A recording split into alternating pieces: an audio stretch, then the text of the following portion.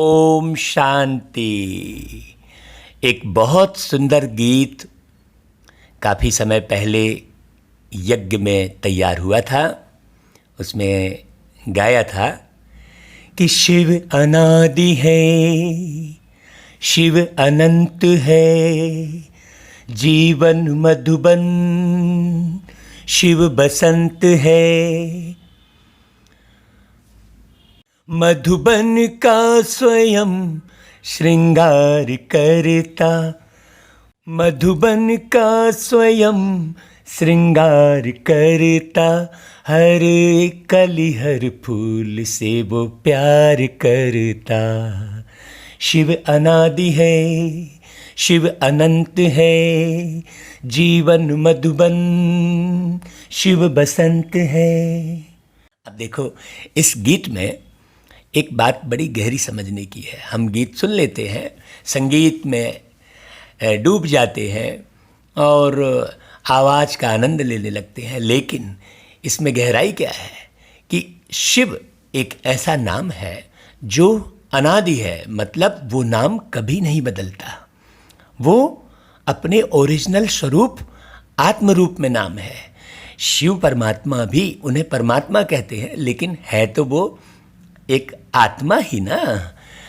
परम आत्मा इसलिए कहते हैं क्योंकि वो सदा सदा हर दुख सुख से, चिंता परेशानी से परे रहते हैं। मैं मेरेपन से परे रहते हैं। है कि नहीं? सदा सत्य रहते हैं, इसलिए सत्यम शिवम सुंदरम कहते हैं। तो हे मेरी मीठी आत्माओं, बहनों और भाइयों, सबसे पहले शिव को जानो। शिव को जानो तुम पहचानो, ऐसा करके भी गीत बना है। आप गीतों को बड़े गहरे से समझो।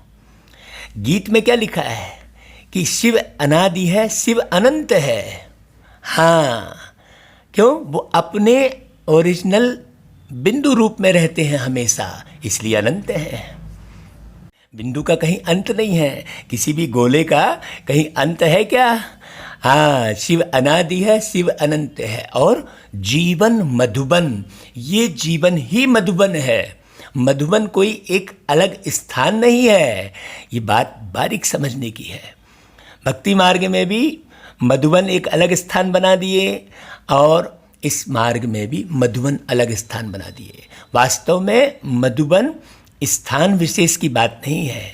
जीवन मधुबन, ये जीवन ही मधुबन है, जहाँ आप मधु बन के रहें। शहद के समान मीठे रहे, सबके दुखों को दूर करने वाले। जैसे शहद मीठी भी होती है और गुणकारी भी होती है, तो जीवन मधुबन। मन सुमन है। मन जो है सुमन है, जो अच्छे अच्छे विचार उत्पन्न कर सकता है, लेकिन हम क्या करते हैं कि उसे अच्छे विचार उत्पन्न करने नहीं देते। है कि नहीं भाई? बहुत बारीक समझने की बात है हर एक चीज। क्या बोल रहे हैं बाबा? मधुबन का स्वयं श्रृंगार करता। मधुबन का स्वयं श्रृंगार करता मतलब आपके जीवन का वो स्वयं धरती पर आकर श्रृंगार करता है। कैसे? गुणों से, ज्ञान से, शक्तियों से। कैसे? सावधानी देते हैं, बच्चे तुम ये कर रहे थे ना, अब मत करो। तो मधुबन का स्वयं श्रृंगार करता मतलब किसी पार्टिकुलर स्थान विशेष का वो श्रृंगार थोड़ी करता है। इस पृथ्वी का थोड़ी श्रृंगार करता है। प्रकृति अलग है और आत्मा अलग है। प्रकृति ये शरीर है, तो यहाँ स्थान विशेष का कोई श्रृंगार नहीं करता वो। मधुबन, पहले लाइन में क्या कहा कि जीवन मधुबन, मतलब ये जीवन ही मधुबन है। और मधुबन का स्वयं श्रृंगार करता कौन? वो परमात्मा। और उसकी वाणी को सुनकर आप भी स्वयं अपने जीवन का श्रृंगार करो। फिर क्या कहा कि हर कली हर फूल से वो प्यार करता। मतलब जो खिला हुआ है उससे भी प्यार करता है, और जो खिला नहीं है, अभी कली है, मुरझाया हुआ है, बंद है, उससे भी प्यार करता है। हर कली हर फूल से वो प्यार करता। मतलब ये कली और फूल की बात नहीं है। जो मनुष्य आत्माएं जो ज्ञान को पाकर प्यारे बाबा को पाकर खिल जाती है उनसे तो प्यार करता ही है, लेकिन जो नहीं समझ पाती हैं आत्माएं, चलो कोई बात नहीं है, परमात्मा उनसे भी बहुत प्यार करता है। आप देखो तो सही, उनकी वाणी सुनकर कितना प्यार करता है वो बाबा। हमने आज सवेरे अमृत वेले बाबा से मुलाकात करके कुछ और नई बातें जानी और कुछ लिखा। देखो क्या लिखा कि अभी तक आपने राम कथा में सुनी राम कहानी और कृष्ण कथा में सुनी कृष्ण कहानी, लेकिन हाँ, अब सुनो सत्य निराकार परम पिता परमात्मा की वाणी, जो बनाएगी आपकी 21 जन्मों की जिंदगानी। बड़ी गहरी बात है। अब ना करो तुम मनमानी। तो ये है सत्य परमात्मा की वाणी, जिससे जानो अपने स्वयं की जीवन कहानी। भाई आप मानो या ना मानो, परंतु ये है सीधी सच्ची नूरानी। तो आओ आज हम फिर बाबा की सुनते हैं वाणी 20 जनवरी 2021 की। बाबा रोज बड़े प्यार से पढ़ाते हैं। ऐसी आत्मा इस दुनिया में कोई नहीं है जो बहुत प्यार से पढ़ाए, सावधानी दे, शिक्षाएं दे और शक्ति भी दे। उन्हें सर्वशक्तिमान कहते हैं। तो जब आप इस वाणी को बहुत बार सुनेंगे, बार बार सुनेंगे, जब किसी से हम बार बार बात करते हैं, मिलते हैं, तो उनसे सहज ही प्यार हो जाता है। तो भाई मुझ आत्मा का मेरे परमात्मा बाबा से बहुत गहरा प्यार हो गया है और उसी प्यार के वश में होकर मैं आपको उनकी वाणी सुनाता हूँ। तो बाबा कहते हैं, मीठे बच्चे, सारे कल्प का यह सर्वोत्तम कल्याणकारी संगम युग है। इससे तुम बच्चे याद की सैक्रीन से सतो प्रधान बनते हो, अर्थात बहुत मीठा होकर मीठे बाबा को याद करें। आप दुनिया में भी सर्व आत्माओं के बीच जब तक मीठा होकर नहीं रहेंगे, आपको मीठे बाबा की सैक्रीन वाली याद, मतलब मीठी याद नहीं आएगी। हाँ, असमंजस की स्थिति में रहेंगे। इसलिए बाबा ने प्रश्न किया कि अनेक प्रकार के प्रश्नों की उत्पत्ति का कारण तथा उन सबका निवारण क्या है। बाबा दोनों बातें बोले। हाँ, आप असमंजस में क्यों रहते हैं, आपको ज्ञान क्यों नहीं समझ में आता है, क्योंकि और अनेक प्रकार के प्रश्न क्यों उत्पन्न होते हैं, क्योंकि आप देह अभिमान में रहते हो, क्योंकि आप स्वयं को देह समझे बैठे हो। सबसे बड़ी भूल है स्वयं को शरीर समझना। आप जब दर्पण के सामने जाते हो तो इस चमड़ी को देख देख कर बड़े खुश होते रहते हो, जबकि इस चमड़ी में चाहे आप कुछ भी लगा लो, एक दिन इसमें झुर्रियाँ आनी ही है। तो इसको देखकर खुश होना, ये तो विनाशी खुशी होगी। अविनाशी खुशी क्या है? स्वयं को आत्मा समझोगे, परमात्मा बाप के बच्चे समझोगे तो अविनाशी खुशी होगी। तो सारे प्रश्न समाप्त हो जाएंगे। तो बाबा कहता है कि जब देह अभिमान में आते हो तो संशय पैदा होता है, शंका होती है अनेक प्रकार की, और संशय उठने से ही अनेक प्रश्नों की उत्पत्ति हो जाती है। बाबा कहते हैं, मीठे बच्चे, तुम बच्चों को जो मैंने धंधा दिया है, कौन सा धंधा? पतित से पावन बनो और सबको बनाओ। इस धंधे में रहने से सब प्रश्न खत्म हो जाएंगे। हाँ, क्योंकि आजकल का जो माहौल है टोटल धंधे का है, इसलिए बाबा ने धंधा शब्द लगाया। बहुत लोग धंधे में ऐसे जो है मंदे रहते हैं, ऐसे फंदे रहते हैं कि भाई न तो खुद का ख्याल रखते, न परिवार का ख्याल रखते, न परिवार न ये दुनिया के मालिक का ख्याल रखते, किसी की सुनते ही नहीं है, ऐसे धंधे में बिजी हो जाते हैं। तो बाबा कहते हैं कि जब तुम्हारा धंधे में मन ऐसा लगा हुआ है तो अब ये वाला धंधा करो, पतित से पावन बनने का। देखो बाबा ने आज गीत क्या बजवाया, तुम्हें पाके हमने जहाँ पा लिया है, ये गीत बजा। आप इस गीत को पूरा सुनना, पूरा सुनने के बाद फिर मुरली आगे सुनना। अभी अभी तुरंत आप इस गीत को पूरा सुनो। फिर बाबा कहते ओम शांति। मीठे मीठे रूहानी बच्चों ने गीत सुना। देखो बाबा की वाणी में कितनी मिठास।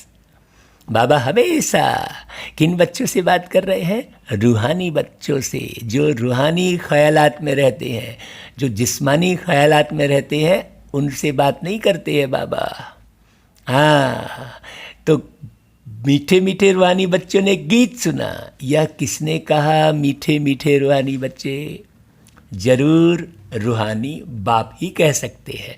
भाई ऐसी बात आपने राम कथा में सुनी क्या, कि कोई बाप सब बच्चों से ऐसा बोल रहा हो? यहाँ तो सम्मुख बोल रहा है बाबा, है ना भाई। मीठे मीठे रूहानी बच्चे अभी सम्मुख बैठे हैं और बाप बहुत प्यार से समझा रहे हैं। अब तुम जानते हो, सिवाय रूहानी बाप के सर्व को सुख शांति देने व सर्व को इस दुख से लिबरेट करने वाला दुनिया भर में और कोई मनुष्य हो नहीं सकता। हो सकता है क्या, बताओ? आप कितने बरसों से आप राम कथा, कृष्ण कथा और कितने धर्मों के, सबके अपने अपने ग्रंथ हैं, सुनते आ रहे हो। दुख से दूर हुए क्या? आपने तो ये मान लिया है, अरे ये दुनिया दुख है ही, ऐसा मान लिया है। नहीं, ऐसा नहीं है। बाबा सुख का सागर आकर बहुत सुंदर सुख की दुनिया बनाकर तुम्हें गिफ्ट में देते हैं। इस बात को समझो। आप ये डिसाइड करके मत बैठ जाओ और वस्तु व्यक्ति वैभव में सुख मत ढूंढो। हाँ, अभी बाबा को समझो बहुत अच्छे से। अभी नहीं समझ पाओगे तो फिर कभी नहीं समझ पाओगे, क्योंकि बाबा पूरे चक्र में एक बार ही आते हैं। हाँ, तो बाबा कहते हैं कि दुनिया भर में और कोई मनुष्य नहीं हो सकता, इसलिए दुख में बाप को याद करते रहते हैं। और देखो तुम बच्चे तो सम्मुख बैठे हो, जानते हो बाबा हमको सुख धाम के लायक बना रहे हैं। सदा सुख धाम का मालिक बनाने वाले बाप के सम्मुख आए हैं। अभी समझते हो, सम्मुख सुनने और दूर रहकर सुनने में बहुत फर्क है। मधुबन में सम्मुख आते हो। मधुबन मशहूर है। मधुबन में उन्होंने कृष्ण का चित्र दिखाया है, परंतु कृष्ण तो एक शरीर का नाम है ना, और शिव परमात्मा का नाम है, उनके अपने स्वरूप में नाम है। तो कृष्ण तो है नहीं भाई। तुम बच्चे जानते हो इसमें मेहनत लगती है। भाई ये बात क्यों बोल रहे हैं बाबा? क्योंकि जब जब तुम कृष्ण बोलोगे तब तब तुम्हें एक देह ही याद आएगी, एक शरीर ही याद आएगा। बहुत बारीक बात है।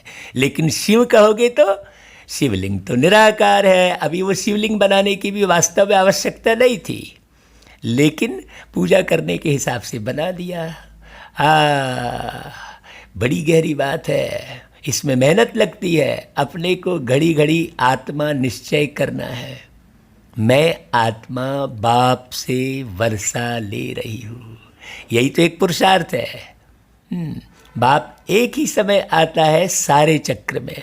देखो तुम बार बार भूल जाते हो। क्यों भूल जाते हो? क्योंकि 63 जन्म शरीर बदलते बदलते तुमने अपने आप को गंवा दिया है, भूल गए हो समझो। इसलिए अभी मेहनत लगेगी घड़ी घड़ी आत्मा निश्चय करने में और ये सोचने में कि भाई मैं आत्मा बाप परमात्मा से वर्षा ले रही हूँ। बाप एक ही समय आते हैं सारे चक्र में। यह कल्प का सुहावना संगम युग है। इसका नाम रखा है पुरुषोत्तम। यही संगम युग है जिसमें सभी मनुष्य मात्र उत्तम बनते हैं। हाँ, अभी तो सभी मनुष्य मात्र की आत्माएं तमो प्रधान हैं, सो फिर सतो प्रधान बनती हैं। सतो प्रधान है तो उत्तम है, तमो प्रधान होने से मनुष्य भी कनिष्ठ बनते हैं। तो अब बाप आत्माओं को सम्मुख बैठ समझाते हैं एक शरीर का आधार लेकर, और तुम तो शरीर में बैठी ही हो, तुम शरीर का आधार लेकर सुन रहे हो और बाबा एक पराये शरीर का आधार लेकर सुना रहे हैं। ये बात गहरी समझने की बात है। सारा पार्ट आत्मा ही बजाती है, ना कि शरीर। शरीर तो एक माध्यम है। तुम्हारी बुद्धि में आ गया है कि हम आत्मा असल में निराकारी दुनिया व शांति धाम में रहने वाले हैं। यह तो किसको भी पता नहीं है। उनसे पूछो कि ओ भाई कितने लोग शरीर छोड़ छोड़ के चले गए, तो कहाँ गए? तो बोले ऊपर चले गए, लेकिन पता ही नहीं है वो ऊपर वाला, हाँ उसे ऊपर वाला कहते हैं, तो वो भी वहाँ मिलते हैं और वो ऊपर वाले धरती पे आकर वहाँ का एड्रेस अच्छी रीति समझाते हैं कि भाई तुम असल में कहाँ के निवासी हो। जब वो ऊपर गया तो अभी जो जीवन जी रहे वो भी तो ऊपर जाएंगे ना भाई। तो क्या बुद्धि ऊपर जा रही है? नहीं, कोई भी ऊपर नहीं गया। क्यों? क्योंकि जीवन जीते समय ऊपर तो बुद्धि थी ही नहीं। यहाँ ही घर मकान बीवी बच्चे नाती पोती धंधा धोरी में ही बुद्धि फंसी रही, तो वो ऊपर जाएगा कैसे? सोचने की बात है। कहते हैं भला ऊपर चला गया, नहीं ऊपर कहाँ जाएगा, उसको पता ही नहीं था। बाबा आकर सारा राज बताते हैं। तब जब अब तुम भी सब ऊपर कब जाओगे? जब इन ख्यालों में रहोगे। इसलिए बाबा बहुत वर्षों तक मेहनत करते हैं, क्योंकि आत्माएं कभी ऊपर का ख्याल ही नहीं करती हैं कि भाई हमें ऊपर जाना है, अपनी अवस्था ऊंची बनानी है, ये ख्याल नहीं करती हैं आत्माएं। हाँ, बाबा कहते हैं कि सारा पार्ट आत्मा ही बजाती है। तो बाबा कहते हैं यह किसको भी पता नहीं है, ना खुद समझा सकते हैं। तुम्हारी बुद्धि का अब ताला खुला है, और किसने खोला है भाई? गॉड ने अपनी ज्ञान रूपी रेज के द्वारा तुम्हारी बुद्धि का ताला खोला है, इसलिए गॉड रेज कहेंगे हम। फिर उन्होंने क्या कर दिया? बाबा ने गॉड रेज कहा तो फिर उन्होंने गोदरेज का ताला बना दिया। बड़ी गहरी बात है। अब कोई इसे मजाक के रूप में ले ले तो ले सकता है भाई, कोई बात नहीं है, लेकिन है बड़ी गहरी बात। बाबा कहते हैं यही संगम युग है जिसमें सभी मनुष्य मात्र उत्तम बनते हैं। तुम समझते हो, बरोबर आत्माएं परम धाम में रहती हैं, वह इनकॉर्पोरियल वर्ल्ड, और यह है कॉर्पोरियल वर्ल्ड। यहाँ हम सब आत्माएं एक्टर्स, पार्टधारी हैं, जो हम शरीर के साथ जुड़ के पार्ट बजा रहे हैं। पार्ट तो कभी एक सा रहेगा नहीं ना भाई। फिर बाबा देखो बेहद की बात बताते हैं। पहले पहले हम पार्ट बजाने आते हैं, फिर नंबरवार सब आते जाते हैं। भाई ऐसा नशा चढ़ता है, पहले पहले हम पार्ट बजाने आते हैं। हाँ, सभी एक्टर्स इकट्ठे तो नहीं आ जाते ना भाई। कोई भी ड्रामा होता है या कोई भी पिक्चर होती है तो एक के बाद एक आप बड़े धैर्य से देखते रहते हो, अब कौन आने वाला है, अब कौन आता है, फिर नायक आता है, फिर खलनायक आता है, फिर और कोई आ जाता है। एक साथ तो सब आ जाएंगे तो ड्रामा ही नहीं बनेगा। बनेगा क्या भाई? तो ये भी सृष्टि रंगमंच, इसमें ड्रामा एक साथ सब आ ही नहीं सकते, एक एक करके आते हैं। हाँ, और जब तक ड्रामा ख़त्म नहीं हो जाता तब तक कलाकार क्या करता है? वो घर थोड़ी जाता है, वहीं रहते हैं, एक एक करके मंच पर आते जाते हैं। फिर उसके बाद जब ड्रामा ख़त्म हो जाता है तब एक साथ कपड़े बदल के सारे कलाकार जाते हैं। तो ये भी बेहद का ड्रामा है। अभी सब पार्ट बजाने आते जाते हैं, अपना अपना पार्ट बजा बजा के एक किनारे हो जाते हैं, सब एक के बाद एक पार्ट बजाते रहते हैं। फिर जब ये ड्रामा पूरा होता है तब सारे के सारे फिर कपड़े बदल कर यानी शरीर रूपी चोला छोड़कर सब आत्माएं अपने घर जाते हैं। वो हद का ड्रामा और ये बेहद का ड्रामा। ये गहरी समझने की बात तो केवल बाबा ने बताई भाई। ये तो राम कहानी में कहीं नहीं सुनी, कृष्ण कहानी में भी ये बातें नहीं सुनी। सुनी क्या बताओ आप?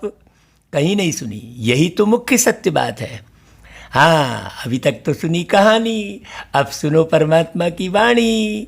आप मानो या ना मानो, लेकिन ये है सीधी सच्ची नूरानी। हाँ, बड़ी गहरी बात है।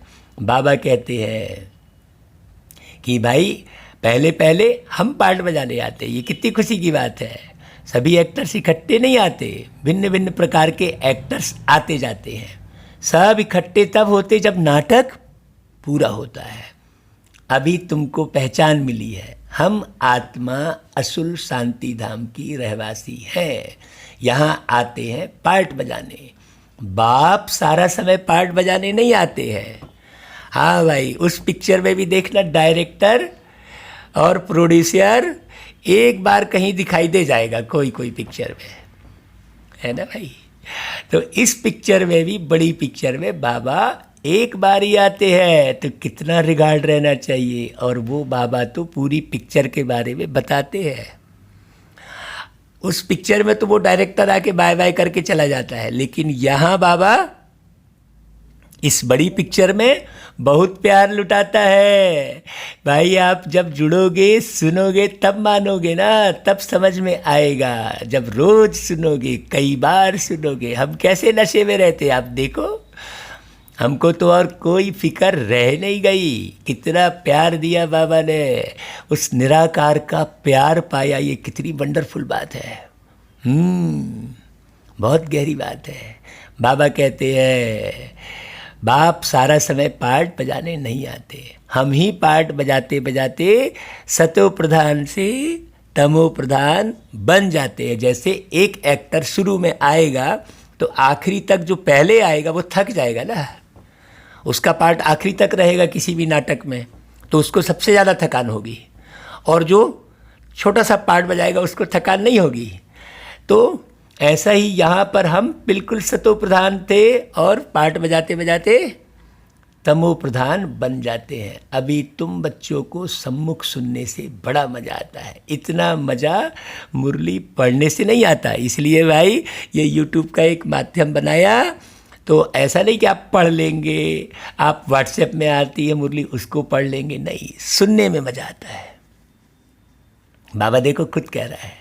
बाबा कह रहा है, देखो बाबा वहाँ बात कर रहे हैं ना, मधुबन की भूमि में बाबा बात कर रहा है। बच्चे बहुत सारे सुन रहे हैं।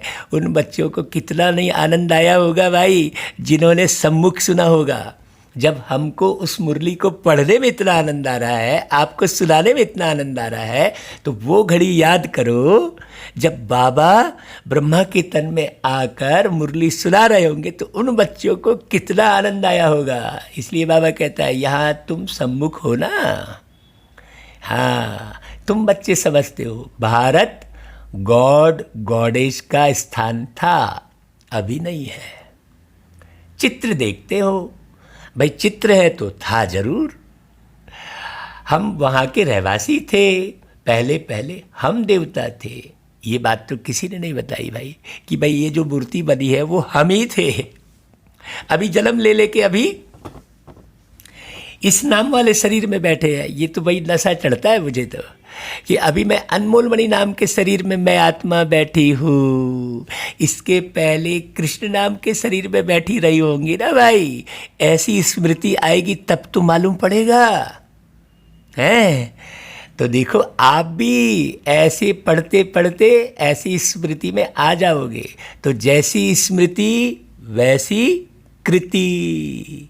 हाँ, याद के आधार पर ही तो सब कुछ होता है ना भाई। एक व्यापारी याद के बल पर ही दुकान खोलता है, और उसे याद ही ना रहे तो वो सारा समय घूमता रहे, अरे मैं तो दुकान खोलना ही भूल गया बोलेगा, तो उसको कोई थोड़ी प्राप्ति होगी।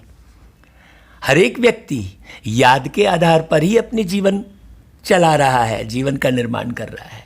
तो बाबा याद की सब्जेक्ट को कितना चेंज करते हैं। कि बच्चे तुम ये याद कर रहे, मेरा नाती मेरा पोती, नहीं, उसको याद करने की ज़रूरत नहीं है, वो तो है ही। अभी उसको याद करो जो तुम्हें बनना है। भाई तुम्हें सुखी बनना है तो सुख की बातें और सुख के सागर को याद करो। सुख का सागर जो बातें बताता है उसे ध्यान से सुनो। भाई सब आत्माएं सुखी बनने का ही तो पुरुषार्थ कर रही है ना, लेकिन वो वस्तु में सुख ढूंढेंगी तो वस्तु तो एक दिन टूटेगी ही। तो सुख किधर ढूंढना है? सुख ढूंढना परमात्मा के पास, और ये डायरेक्ट परमात्मा की वाणी चल रही है। अब आप कथा कहानी में सुख ढूंढोगे तो थोड़ी मिलेगा, वो तो एक पार्ट हो गया। तुम क्या करते हो? कथा कहानी सुनते सुनते क्या करते हो? उस कहानी के पात्र में डूब जाते हो। तुम अपने जीवन का निर्माण थोड़ी कर पाते हो।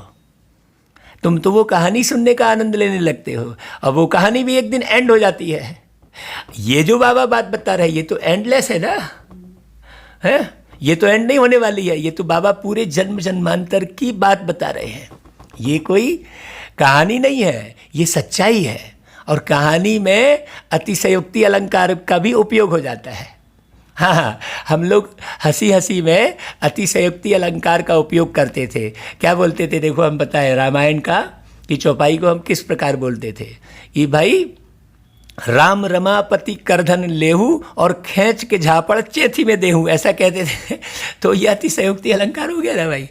और क्या बोलते थे कि भाई हनुमान की पूंछ में लग न पाई आग, मतलब हनुमान के पूंछ में आग नहीं लग पाई, और लंका सारी जर गई, गए निशाचर भाग, मतलब सारे राक्षस सब भग गए, आग भी नहीं लगी और लंका जर गई। ऐसे अतिशयोक्ति अलंकार का उपयोग करते थे। तो कहानी में कई जगह मनगढ़ंत भी सुना देते हैं, उसमें थोड़ी बहुत सच्चाई होती है। कहानीकार क्या करता है? आपको कहानी सुनाते सुनाते पूरा फंतासी की ओर ले जाता है। बाबा आकर पूरी सच्ची बात बताते हैं। हाँ, अब आप सत्यनारायण कथा सुनते हो तो सत्यनारायण कथा में ये बताते हैं उस व्यापारी ने ये कथा सुनी तो बढ़िया हो गया, वो लकड़हारे ने ये कथा सुनी तो बढ़िया। तो कौन सी कथा सुनी? उस व्यापारी ने। हम तो भाई व्यापारी की कथा सुन रहे, लकड़हारे की कथा सुन रहे, उसने कौन सी कथा सुनी हो तो मालूम ही नहीं है। तो ये वाली बात सुनी, ये सच्ची कथा जो बाबा अभी सुना रहे हैं। अब आप मानो या ना मानो, खुशी है आपकी भाई। बाप कहते हैं तुमने यहाँ यह पार्ट बजाया, अपने पार्ट को याद करेंगे कि भूल जाएंगे भाई? बाबा पूछ रहा है। यह ड्रामा है, नई दुनिया सो फिर जरूर पुरानी दुनिया होती ही है, होगी ही, तुम चाहो या ना चाहो। मतलब ये पुरानी दुनिया समाप्त होनी ही है। पहले पहले ऊपर से जो आत्माएं आती हैं वो गोल्डन एज में आती है। यह सब बातें अभी तुम्हारी बुद्धि में है। किसकी बुद्धि में? जो रोज सुन रहा है, समझ रहा है, जीवन में धारण कर रहा है। बाबा कहते बच्चे तुम विश्व के मालिक महाराजा महारानी थे, तुम्हारी राजधानी थी। हाँ, अभी तो राजधानी है नहीं, अभी तो तुमको कितने कष्ट है। बाबा कह रहे हैं अभी तुम उस राजधानी को चलाने की विधि सीख रहे हो कि भाई हम राजाई कैसे चलाएंगे। बाबा बैठाल के सिखा रहे हैं कि वहाँ कितनी मिठास रखोगे, कितनी ईमानदारी से काम करोगे, कितना न्यारे रहकर काम करोगे। बाबा बहुत सारी बातें सिखा रहे हैं। इसलिए जब बाबा यहाँ पूरा सिखा देते हैं तो फिर वहाँ वजीर की दरकार नहीं रहती, कोई सलाहकार की दरकार नहीं रहती, राय देने वाले की दरकार नहीं रहती। वह तो श्रीमत द्वारा श्रेष्ठ से श्रेष्ठ बन जाते हैं। फिर इनको दूसरे से कोई राय लेने की दरकार नहीं। अगर कोई से राय ले तो समझा जाएगा इनकी बुद्धि कमज़ोर है। हमने तो भैया बाबा के यज्ञ में आए जब से, तो हमने पूरा फोकस, पूरा ध्यान बाबा की मुरलियों पर दिया। इसलिए मुझे इस ज्ञान यज्ञ में चलते समय किसी से कोई राय नहीं लेनी पड़ी। सब राय मैंने मुरली से ढूंढी। 2 बजे रात को उठकर बाबा की अव्यक्त वाणियाँ पढ़ी, उसमें सब राय बाबा ने बताई है। जब एक एक लाइन अंडरलाइन कर करके पढ़ी तो हमें सब कुछ मालूम पड़ गया। तो किसी से कोई राय लेने की, इस ज्ञान यज्ञ में मुझे किसी से राय लेने की ज़रूरत ही नहीं पड़ी। एक बाबा दूसरा ना कोई, इसलिए प्रेम सबसे, सेवा सबकी, लेकिन संबंध एक प्यारे बाबा परमात्मा से। तो बाबा कहता है अगर राय ले रहा है मतलब बुद्धि कमजोर है। बाबा कहते हैं अभी जो श्रीमत मिलती है वह सतयुग में भी कायम रहती है। भाई सतयुग माने क्या? सतयुग माने कल, सीधी सी बात है। आज कलयुग, फिर संगम युग और फिर सतयुग, ये बात है। कोई बहुत दूर थोड़ी है सतयुग। अब कई लोग कहते हैं पिछले जन्म, अरे पिछले जन्म क्या कोई दूर थोड़ी है। अभी मैं ये शरीर छोड़ के मैं नया जन्म ले लूँगा। तो आज की तारीख क्या है? आज की तारीख मान लो 20 जनवरी 2021। आज कोई व्यक्ति शरीर छोड़ेगा, कुछ दिन बाद, साल 6 महीने 9 महीने बाद जो है वो फिर जन्म ले लेगा। तो कल की तो बात है। वो पिछला जन्म मैंने बहुत दूर समझ लेते हैं। भाई 1 साल पहले कोई दूर थोड़ी कहलाता है। वो 1 साल गर्भ में, वो जन्म मतलब क्या? वो शरीर का निर्माण हो रहा है, वो तो है ही ना। वो जन्म मरण वाली कोई बात ही नहीं है। लेकिन आत्मा का ज्ञान नहीं होने के कारण चला गया, आ गया, चला गया, आ गया, ऐसा बोलते हैं। अरे भाई ना कोई गया ना कोई आया। हाँ, बस शरीर का परिवर्तन हुआ। भाई कपड़ा फट गया तो बाजार से नया कपड़ा खरीद लिया। तो जिसकी जितनी ज्ञान की ताकत, जिसके पास जितना ज्ञान धन होता है वो उतना ही सुंदर शरीर लेता है। जिसके पास जितने गुण धन होते हैं उसका शरीर, उसका जीवन उतना ही सुंदर होता है। तो वास्तव में मुख्य बात धारण करने की क्या है? ज्ञान को समझने की बात है, गुण को धारण करने की बात है, शक्तियों को बरकरार रखने की बात है। अब सहन शक्ति नहीं है तो तुम सीखोगे क्या? तुम वहाँ पर रह ही नहीं पाओगे। अरे बोले वो बहन जो है आंखें तरेरती है। अरे भाई वो बहन आंखें तरेरती है, तुमको तो बाबा की मुरली से मतलब रखना है।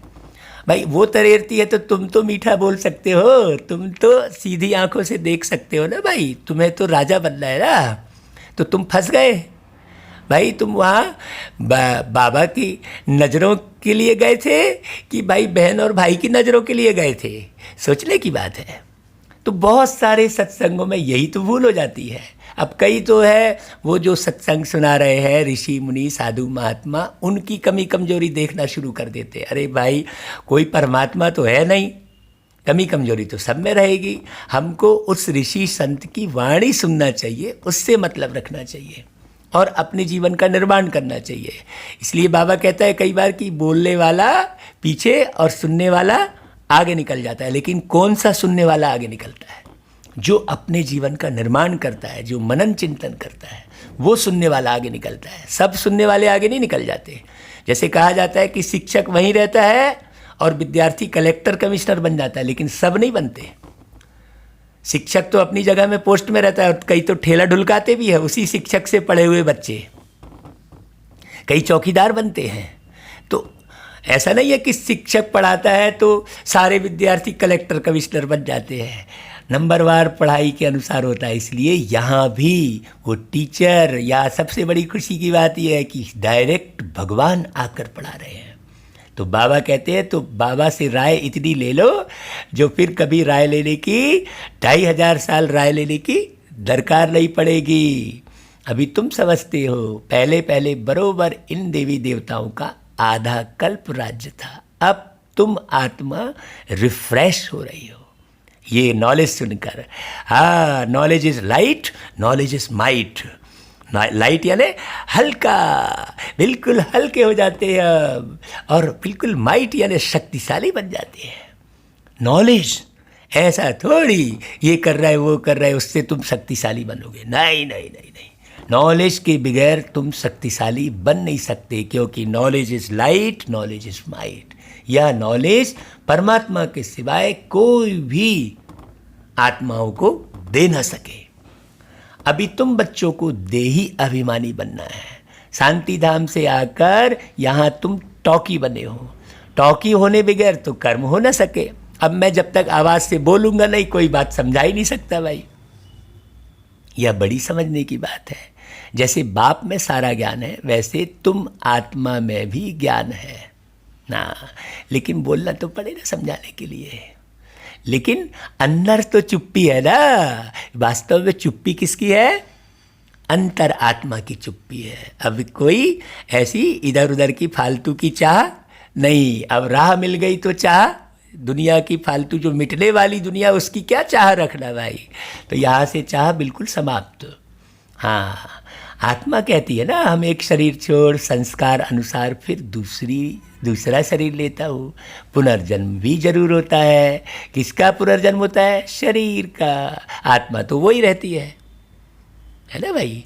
हाँ, आत्मा तो वही रहती है, शरीर बदल जाता है। ये बड़ी गहरी बात है। जैसे हम दादी का उदाहरण देते भाई, हाँ बोलते हैं भाई हमारे घर में दादी आ गई, तो दादी का शरीर तो जला दिया, फिर दादी कहाँ से आ गई? वो आत्मा को दादी बोल रहे थे आप, वो फिर से बच्चा बन के आ गई।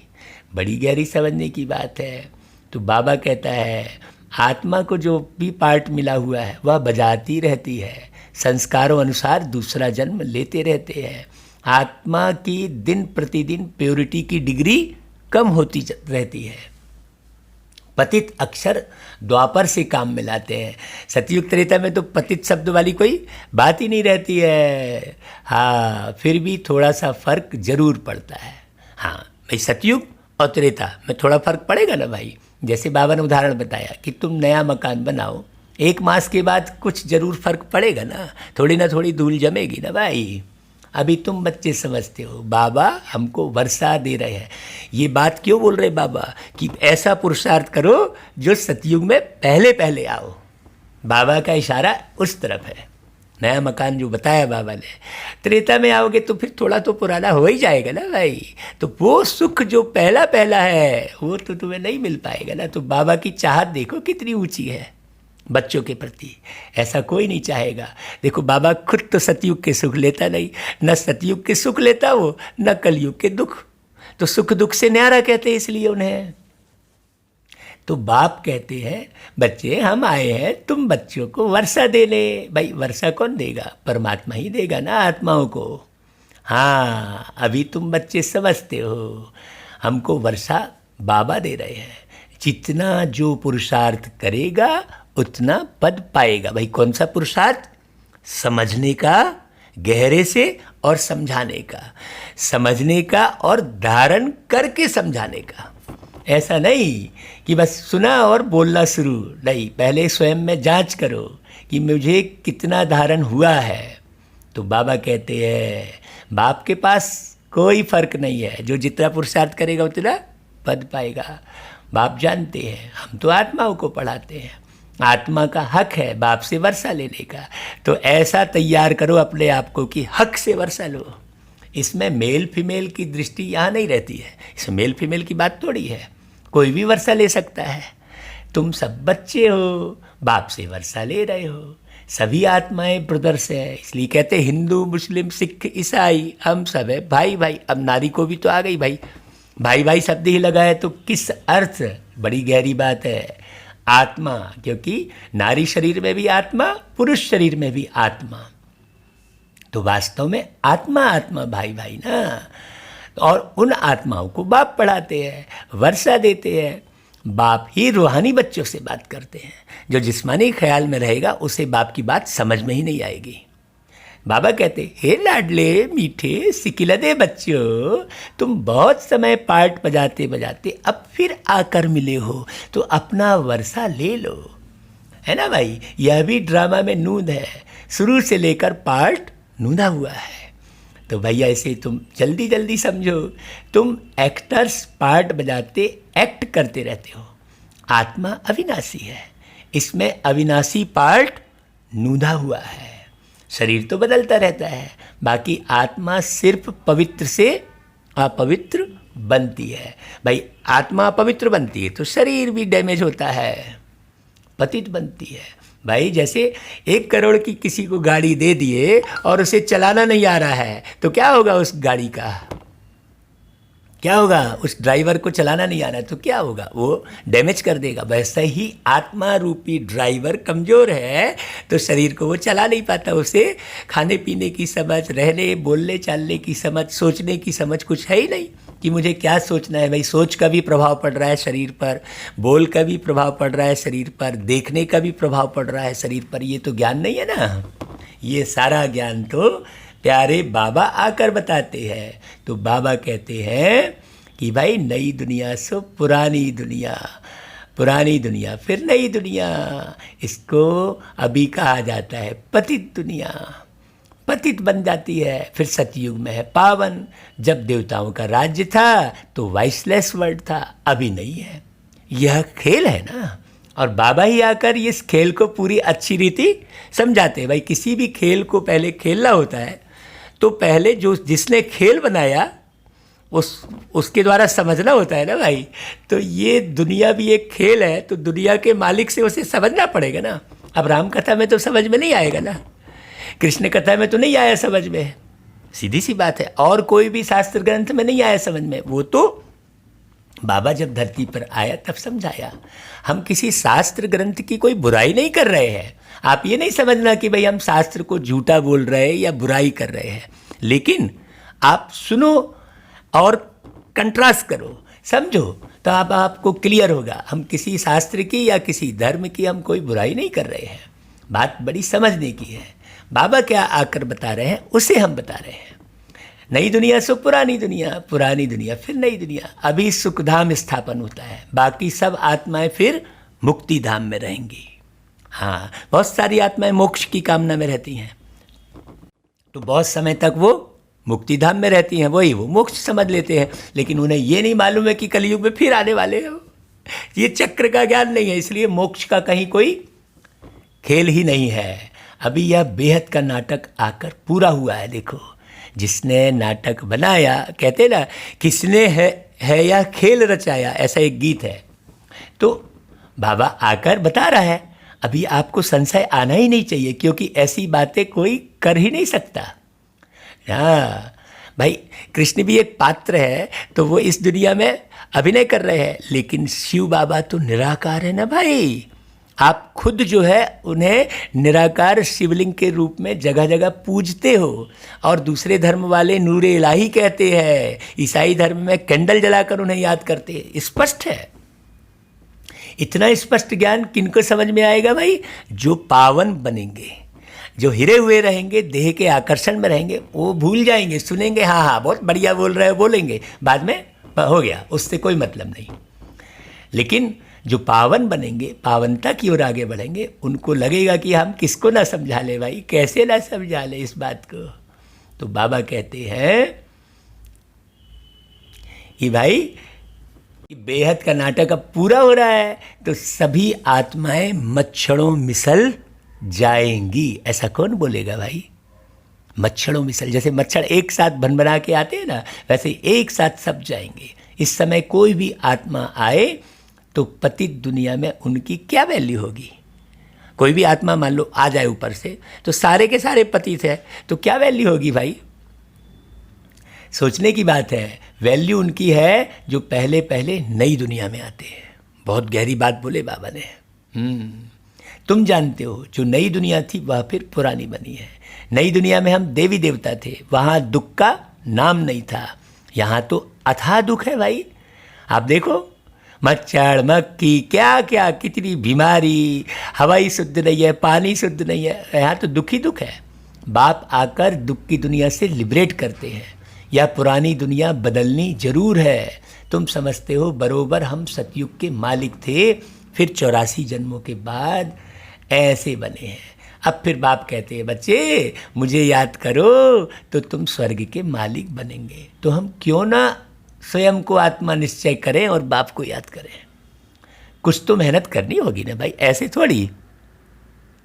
भाई एक महीने की 1500, 10,000, 5,000 पगार पाने के लिए पूरी महीने भर जब मेहनत करता है तब उसको वो पगार मिलती है। तो यहाँ भी जब आपको सतयुग की राजाई मिल रही है तो कुछ तो मेहनत करनी पड़ेगी ना भाई, समझने की, समझाने की, गुण धारण करने की, है ना भाई। बाबा कहते हैं लेकिन क्या होता है, ये माया का राज्य है ना, तो वो घड़ी घड़ी तुमको भुला देती है। उसके लिए उपाय रचना चाहिए। ऐसे नहीं मेरा बनने से याद जम जाएगी, उपाय करना पड़ेगा।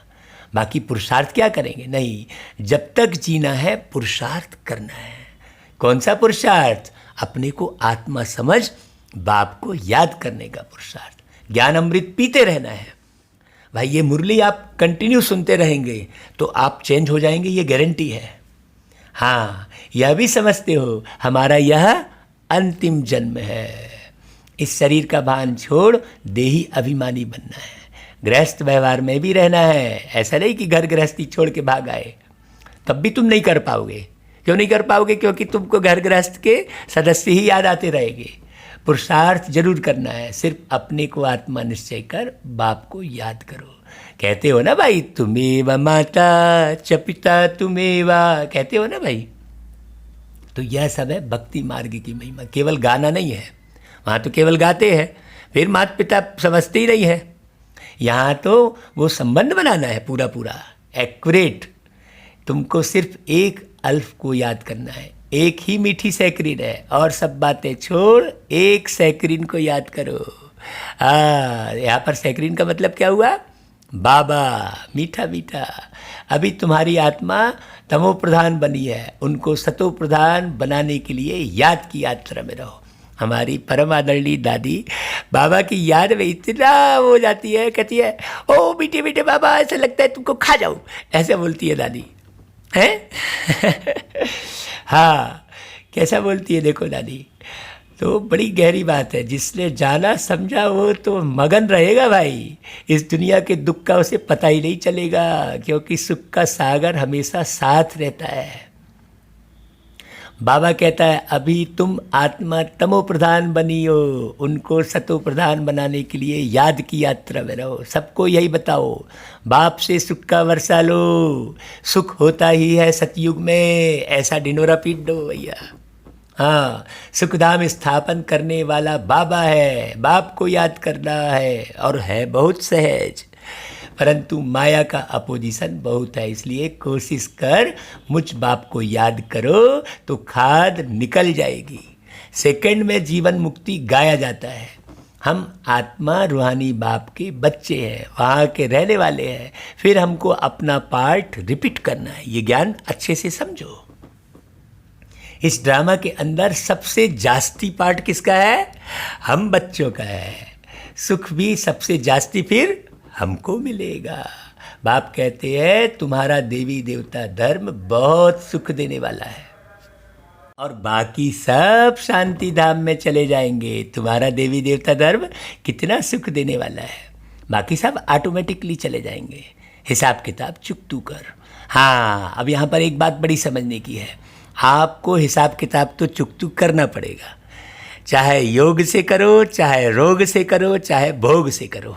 हाँ, योग भोग रोग 3 मार्ग हैं। अब आप जो मार्ग चुन लो भाई। ये ड्रामे में 3 मार्ग हैं, आपको जो चुनना है। हाँ, जैसे सेटल्ड रहता है, एक शहर से दूसरे शहर जाने के लिए, एक घर में जाने के लिए कई रास्ते रहते हैं, लेकिन अब आप मार्ग देखो कौन सा रास्ता है जिसमें सहज जा सकते हैं। भाई, एक बिल्डिंग में ऊपर चढ़ने के लिए लिफ्ट भी आजकल बनी रहती है और सीढ़ी भी रहती है। अब आपको लिफ्ट में डर लगता है, अरे यार कहीं फंस ना जाए, कहीं रुक ना जाए, तो आप सीढ़ी में धक्के खाते जाते हो। लेकिन अगर लिफ्ट का ज्ञान है आपको, तो आप सहज बस सिंपल बटन दबाओगे और सर्र से सीधे 4थी मंजिल में पहुंच जाओगे। ऐसा ही है, बड़ी गहरी समझने की बात है। हाँ, बाबा क्या क्या बोलते हैं? बाबा कहते हैं सब चले जाएंगे, जास्ती विस्तार में हम क्यों जाए। बाप आते ही है सबको वापस ले जाने, मच्छरों सदृश सबको ले जाते हैं। सतयुग में बहुत थोड़े होते हैं। यह सारी ड्रामा में नून है। शरीर खत्म हो जाएंगे, आत्मा जो अविनाशी है वह हिसाब किताब चुकतू कर चली जाएगी। ऐसे नहीं कि आत्मा आग में पड़ने से पवित्र होगी या जल में डूबने से पवित्र होगी। अब लोग गंगा में नहाने से पवित्र होगी। आत्मा को याद रूपी योग अग्नि से ही पवित्र होना है। योग की अग्नि है यह, जो बाबा ज्ञान सुनाकर और याद दिला रहे हैं। उन्होंने फिर नाटक बैठ बनाए हैं। सीता आग से पार हुई, आग से कोई थोड़े ही पावन होना है ना भाई। बाप समझाते हैं तुम सब सीताएं इस समय पतित हो, रावण के राज्य में हो, विषय विकारों के राज्य में। रावण मतलब किसी व्यक्ति विशेष की बात थोड़ी कर रहे बाबा। अब एक बाप की याद से तुमको पावन बनना है। राम एक ही है, अब उन्होंने कई राम बना दिए। हाँ, राम एक ही है, परमात्मा निराकार। अब उन्हें राम कह लो, तुम राम कहने लगते हो तो बार बार बाबा को राम शब्द यूज करना पड़ता है, जबकि उनका नाम तो शिव ही है। अग्नि अक्षर सुनने से समझते हैं आग से पार हुई। कहाँ योग अग्नि और कहाँ वो स्थूल अग्नि। हाँ भाई, उससे तो शरीर जल ही जाएगा ना भाई, सोचने की बात है। आत्मा अग्नि से नहीं जलती है भाई। आप शरीर ले जाकर जलाते हो और फिर आत्मा की शांति के लिए सभा करते हो, तो जलाया किसको? शरीर को ना। वो व्यक्ति किसे कह रहा है? आत्मा को। भावों को व्यक्त करने वाली कौन? आत्मा। तो वो व्यक्ति कहलाती है। अब शरीर छोड़ के अलग हो जाती है, भावों को व्यक्त नहीं कर पाती है, तो आत्मा कहलाती है। एकदम सिंपल सी बात है। तो भाई आत्मा परमपिता परमात्मा से योग रखने से ही पतित से पावन होगी। रात दिन का फर्क है ना भाई। हेल में सब सीताएं रावण की, जेल में शोक वाटिका में है।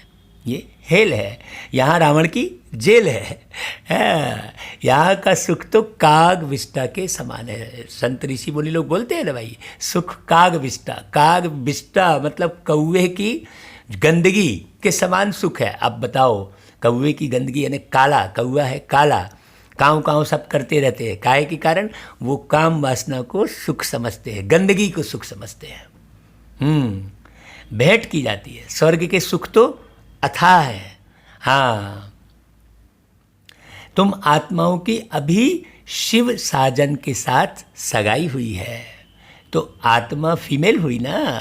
शिव बाबा कहते हैं सिर्फ मुझे याद करो तो तुम पावन बन जाएंगे। अब जमाने भर की कथा कहानी लिख दी है तो समझाना पड़ता है, नहीं तो सीधी सीधी सी बात है। शांति धाम जाए फिर सुख धाम में आ जाएंगे। तो बच्चों को ज्ञान रत्नों से झोली भरनी चाहिए। कोई भी प्रकार का संशय नहीं ले आना चाहिए। देह अभिमान में आने से फिर अनेक प्रकार के प्रश्न उठते हैं। फिर बाप जो धंधा देते हैं वह करते नहीं हैं। कई प्रकार के प्रश्न करेंगे। पढ़ो ना भाई, आप पढ़ोगे नहीं तो तुम्हारे प्रश्न उठेंगे। हाँ, जो बच्चा पढ़ेगा, बाबा की अव्यक्त वाणी पढ़ो, व्यक्त वाणी पढ़ो, बार बार पढ़ो, क्योंकि ये पढ़ाई तो तुम्हें फिर वापस मिलने वाली नहीं है ना। जितना अभी पढ़ लोगे उतना ऊंच पद पाओगे। मूल बात है हमको पतित से पावन बनना है, बाकी दूसरी बातें छोड़ देनी चाहिए। राजधानी की जैसी रस्म रिवाज होगी वह चलेगी। अब वहाँ कैसे खाएंगे, कैसे पिएंगे, ये सब की सोचने की जरूरत थोड़ी है ना भाई। मूल बात है पतित से पावन बनना। जैसे महल बनाए होंगे वैसे बनाएंगे। मूल बात है पवित्र बनने की। बुलाते भी हैं, हे पतित पावन। तो पावन बनने के लिए बुलाते हो तो पहले पावन बनने की तरफ ध्यान दो ना। कितने हजार साल ये चलेगा, वो चलेगा, कितनी जनसंख्या होगी, ये सबसे क्या फ़ायदा है। हाँ, इस सन में उस सन में, अरे तुम इस यहाँ के सन में काहे अटके हो भाई। पावन बनने से सुखी बनेंगे ना। सबसे पावन है देवी देवता है। बाबा इशारे दे रहे हैं, अभी तुम 21 जन्म के लिए सर्वोत्तम पावन बनते हो। उसको कहा जाता है संपूर्ण निर्विकारी पावन। भाई श्री कृष्ण जी को कहते हैं ना संपूर्ण निर्विकारी। हाँ, तो बाप जो श्रीमत देते हैं उस पर चलना चाहिए। कोई भी संकल्प उठाने की दरकार ही नहीं है। पहले हम पतित से पावन तो बने, फिर दूसरी बात करें। पुकारते भी है हे पतित पावन, परंतु समझते कुछ भी नहीं। यह भी नहीं जानते भाई पतित पावन कौन है। यह भी नहीं जानते कि यह पतित दुनिया है और वह सतयुग पावन दुनिया है। मुख्य बात है ही पावन बनने की। पावन कौन बनाएंगे यह कुछ भी पता नहीं है। कैसे बनाएंगे नहीं मालूम भाई। ज्ञान की गंगा में डुबकी लगाने से पावन बनेंगे। तो डुबकी लगाओ ना भाई, डूबो ना वाह। डूबोगे तो है भाई, किसी भी नदी में आप डूबोगे तो बाहर की गर्मी आपको पता ही नहीं लगेगी। तो आप डूबो तो सही, नहीं ऐसा हो रहा है वैसा हो रहा है, उस चक्कर में पड़े रहते हो। अरे ये सब तो होगा ही, ये बीमारी हो रही है वो तो होगा ही ना। तुमको केवल एक ही ख्याल रहना चाहिए। हाँ, तुम पतित पावन को बुलाए हो, तुम पतित हो तो बिगड़ पड़ेंगे। कहेंगे किसी को तो भाई तुम पतित हो, किसी को कहेंगे तुम मूर्ख हो तो बिगड़ जाएंगे, जबकि है पूरा मूर्ख, समझ नहीं रहा है, लेकिन कहेंगे तो बिगड़ जाएंगे। अपने को भिखारी कोई भी समझते नहीं है। गाएंगे खूब हैं, कहते हैं गृहस्थी में तो सब थे, राधे कृष्ण लक्ष्मी नारायण को भी बच्चे थे ना, ऐसा बोल देते हैं। अरे भाई, वहाँ योग बल से बच्चे पैदा होते हैं, यह भूल गए हैं। अब जब आप ज्ञान को अच्छे से समझोगे तब मालूम पड़ेगा ना। बहुत सारे लोग मुझे फ़ोन करके प्रश्न करते हैं, वहाँ बच्चा कैसे पैदा होगा, वहाँ भी ऐसे ही पेट बड़ा रहेगा कि अरे भाई ये सब बातें करने की ज़रूरत है क्या है। उनको वॉइसलेस वर्ल्ड स्वर्ग कहा जाता है, वह है शिवालय। बाप कहते हैं पतित दुनिया में एक भी पावन नहीं। यह बाप तो बाप टीचर और सदगुरु है जो सबको सदगति देते हैं। वह तो एक गुरु चला गया तो फिर बच्चे को गद्दी दे देंगे। यहाँ पर ऐसी कोई बात तो है नहीं ना भाई। यहाँ ऐसा होता तो देखो दादा लेखराज जी जो जिनको बाबा ने ब्रह्मा बनाया, उनके भी तो बच्चे थे। उसके बाद गद्दी तो उनके हाथ में चली जाती। हाँ, यहाँ पर एक जाति प्रथा और परिवार प्रथा रहती तो यहाँ भी वही होता। लेकिन ये तो प्यारे बाबा परमात्मा की विद्यालय है। हाँ, ये तो वहाँ तो एक गुरु चला गया तो बच्चे को गद्दी देंगे। अब वह कैसे सदगति में ले जाएंगे भाई, गुरु तो चला गया। तो यहाँ सर्व का सदगति दाता है ही एक, शिव बाबा। हाँ, जो कहीं नहीं जाते, हाँ, जो जन्म मरण से न्यारे हैं। बड़ी समझने की बात है। सतयुग में सिर्फ देवी देवता होते हैं, बाकी इतनी सब आत्माएं शांति धाम में चली जाएंगी। रावण राज्य से छूट जाते हैं, बाप सबको पवित्र बनाकर ले जाते हैं। पावन से फिर फट से कोई पतित नहीं बनते हैं, नंबरवार उतरते जाते हैं। सतो प्रधान से सतो, फिर रजो, फिर तमो। तुम्हारी बुद्धि में 84 जन्मों का चक्र बैठा है। तुम जैसे अब लाइट हाउस हो। ज्ञान से इस चक्र को जान गए हो कि यह चक्र कैसे फिरता है। अभी तुम बच्चों को और सबको रास्ता बताना है। सब नैयाएं हैं, तुम पायलट हो, रास्ता बताने वाले। सबको बोलो आप शांति धाम सुख धाम को याद करो, कलयुग दुख धाम को भूल जाओ, यहाँ की रीति रिवाज को, यहाँ की परिपाटी को भूल जाओ, क्योंकि अब ये दुनिया बदलने वाली है। मानो जल्दी जल्दी, जो जितना जल्दी मानेगा वो उतना ही बहुत सुख पाएगा आने वाली दुनिया में। क्योंकि तुम मरते तो हो नहीं ना भाई, तुम्हारा देहांत होता है, मतलब तुम्हारी देह का अंत होता है। इसलिए अभी जमा कर लो, यही समय है। अच्छा भाई, बाबा फिर याद प्यार देते हैं। मीठे मीठे सिकिलदे बच्चों प्रति माता पिता बाप दादा का याद प्यार और गुड मॉर्निंग।